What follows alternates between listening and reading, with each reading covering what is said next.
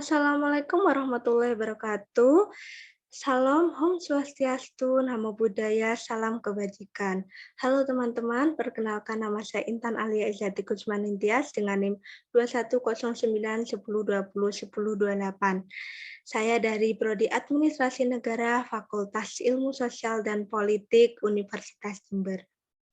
Pada video kali ini, saya berkesempatan untuk dapat menyampaikan laporan perencanaan dari kegiatan usaha perorangan saya, yakni usaha Piscok, pisang coklat keju. Usaha ini saya bangun karena saya melihat anak-anak zaman sekarang kurang menyukai makanan seperti buah-buahan. Dan mereka lebih memilih jajanan yang tidak menyehatkan yang biasa dijual di sekolah-sekolahan. Seperti ini contohnya.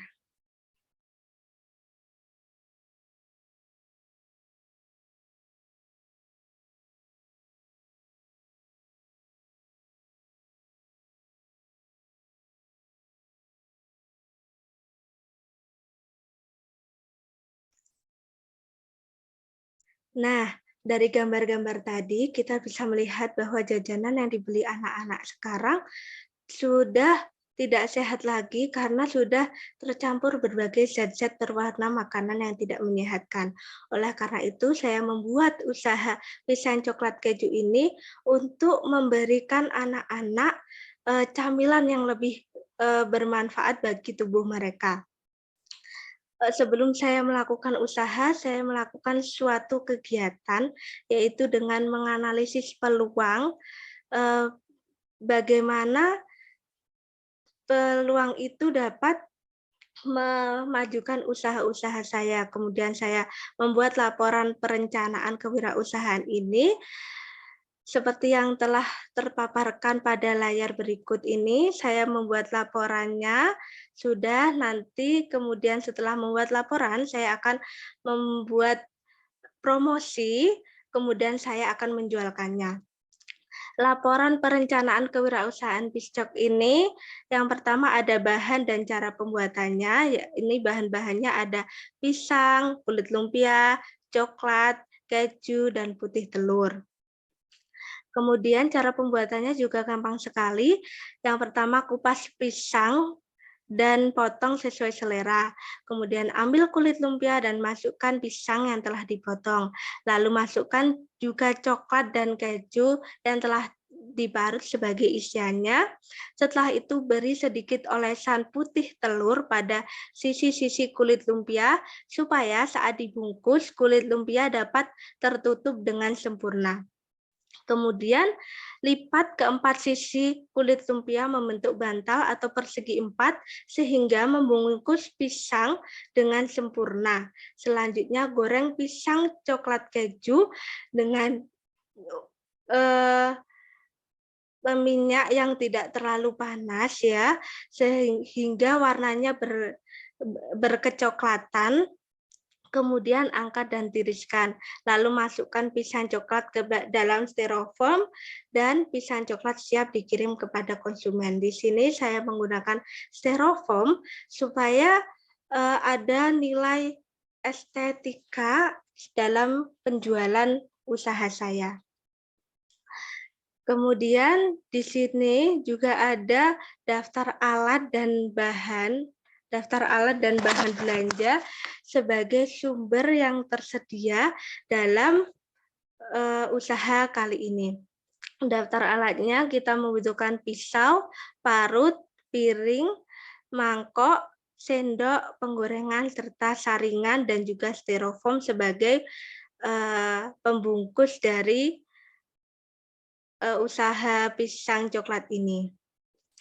Lalu daftar belanjanya ada pisang, saya membutuhkan 1 kilo untuk pembukaan awal usaha saya dengan harga 12.000. Kulit lumpia ada 1 pack dengan harga 5.000, coklat 1 batang dengan harga 9.000, keju 1 batang dengan harga 9.000, putih telur kita hanya membutuhkan 1 saja karena yang digunakan hanya putihnya saja dengan harga 2.000. Jadi total belanja saya sebagai modal awal usaha, yakni ada 37.000 ini. Kemudian saya juga membuat laporan sebagai analisa laporan laba rugi kewirausahaan saya. Jadi saya dapat mengetahui apakah dengan usaha ini saya mengalami kerugian atau mengalami keuntungan.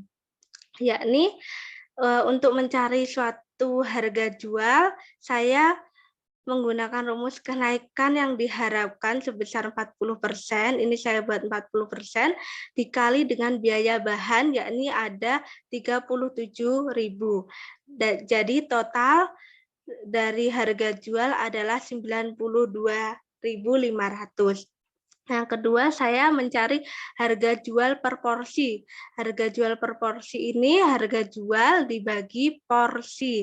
Harga jualnya ini ada 92.500.000 dengan porsinya dari 1 kilo pisang saya mendapatkan porsi 20, yakni total harganya ya 4.625.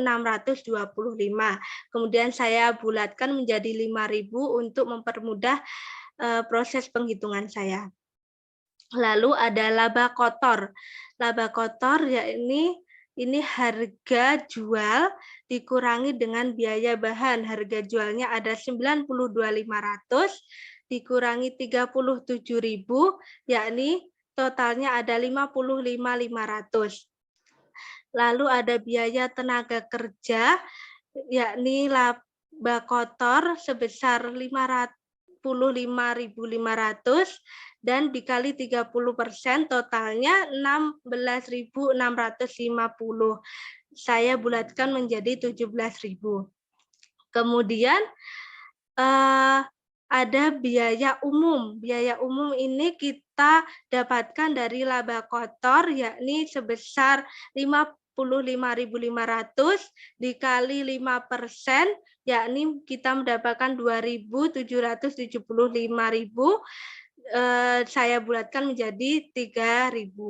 Kemudian laba bersih ada laba kotor dikurangi biaya tenaga kerja dan biaya umum. Laba kotornya sebesar 55.500 dan biaya tenaga kerjanya ada 17.000 ditambah biaya umumnya 3.000, jadi total 35.500.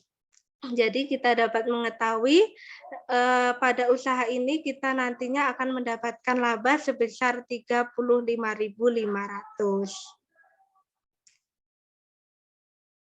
Kemudian untuk peluang serta tantangan yang mungkin saya hadapi ketika melakukan usaha ini, yakni saya melihat peluangnya karena tidak banyak orang yang membuat produk olahan ini, sehingga saya dapat membuat usaha ini.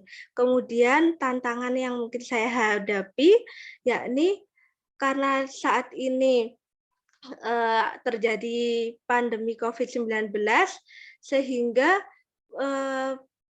pemasaran dalam produk ini cenderung kurang karena keterbatasan dari situasi dan kondisi. Akhirnya untuk mengatasi hal ini, saya melakukan promosi melalui media-media sosial seperti Instagram, WhatsApp, Shopee, Lazada, seperti itu.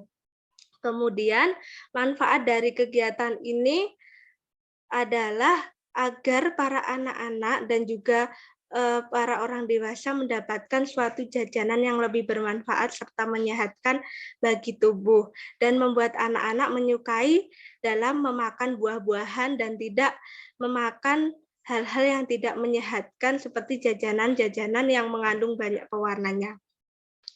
Target dalam pencapaian usaha ini, saya menginginkan usaha ini dapat lebih berkembang sehingga saya dapat membuka usaha ini lebih besar lagi dan lebih mengembangkan usaha ini dapat dipasarkan dalam luar kota dan tidak hanya di dalam kota. Sekian dari video kali ini, semoga bermanfaat.